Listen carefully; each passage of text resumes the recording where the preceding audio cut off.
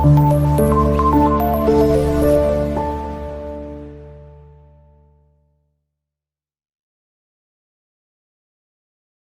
அமைச்சரை நீக்க ஆளுநருக்கு அதிகாரம் இல்லைன்னு சொல்லி உச்சநீதிமன்றம் சொல்லி இருக்கு.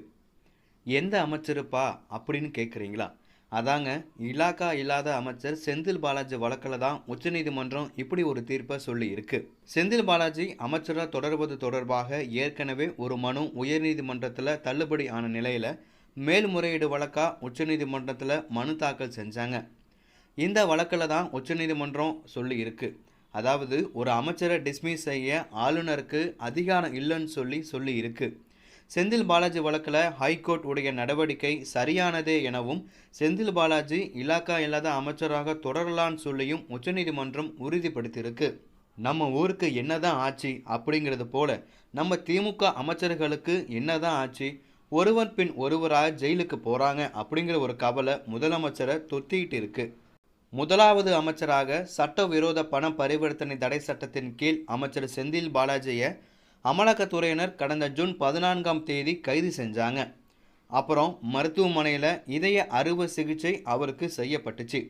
இது சினிமாவில் இல்லைங்க, நிஜமாவே நடந்துச்சு.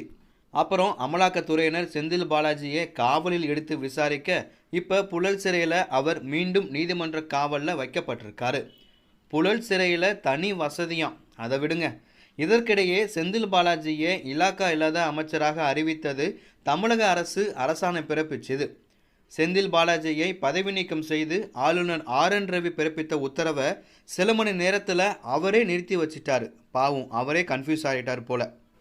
அப்புறம் தமிழக அரசோடைய அரசாணை மற்றும் ஆளுநருடைய உத்தரவை எதிர்த்து சென்னை உயர்நீதிமன்றத்தில் வழக்கறிஞர் ரவி வழக்கு தொடர்றாரு. இந்த வழக்கில் தான் சென்னை உயர்நீதிமன்றம் பிறப்பித்த தீர்ப்பு இலாக்கா இல்லாத அமைச்சரா செந்தில் பாலாஜி தொடர்வது குறித்து தமிழக முதலமைச்சர் தான் முடிவெடுக்க வேணும்னு சொல்லிட்டாரு. ஆனால் ஆளுநர் தரப்பும் அமலாக்கத்துறையும் அமைச்சரா செந்தில் பாலாஜி நீடிப்பது தார்மீக ரீதியாக சரியில்லை அப்படின்னு தெரிவித்தாங்க. இந்த உத்தரவை எதிர்த்து உச்சநீதிமன்றத்தில் மேல்முறையீடு செய்யப்பட்டது. இந்த மேல்முறையீட்டு வழக்கில் தான் உச்சநீதிமன்றம் இப்படி ஒரு தீர்ப்பை வழங்கி இருக்கு. ஏற்கனவே ஆளுநருக்கும் முதலமைச்சருக்கும் வாய்க்கா தகராறு போயிட்டு இருக்கிறப்ப உச்சநீதிமன்றம் ஆளுநருக்கு மேலும் ஒரு கொட்டு வைத்திருக்கு. 2 அமைச்சர்களுக்கு தண்டனை இருக்கும்போது ஒரு அமைச்சரை மட்டும் பேசுகிறீங்களே, அந்த இன்னொரு அமைச்சரை என்ன ஆனன்னு தானே கேட்குறீங்க. உங்களை போலவே நானும் பொறுத்திருந்து தான் அதையும் பார்க்கணும்.